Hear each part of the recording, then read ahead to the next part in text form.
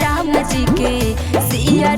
जी के आरती उतारे सखी, सिया राम जी के आरती उतारे सखी।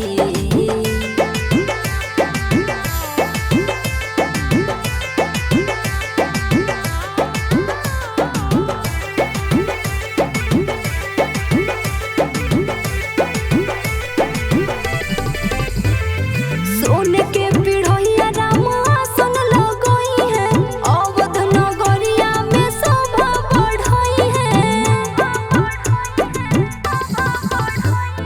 सोने के पिढ़ोइया राम आसन लगोई है, अवध नगरिया में शोभा बढ़ोई है।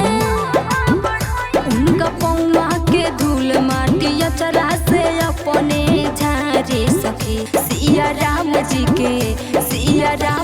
के आरती उतारे सखी, सिया राम जी के आरती उतारे सखी।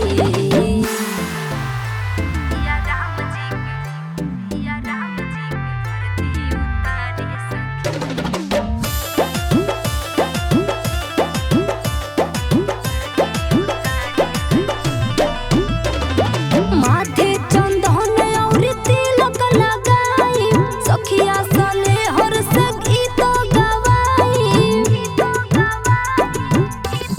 हाँ माथे चंदन और तिलक लगाई, सखिया सले हर से गीत गवाई। मोर निरखत नयन हरदम राम जी के सूरत निहारे सखी, सिया राम जी के आरती उतारे सखी, सिया राम जी के आरती उतारे सखी। ए सखी चलो ना।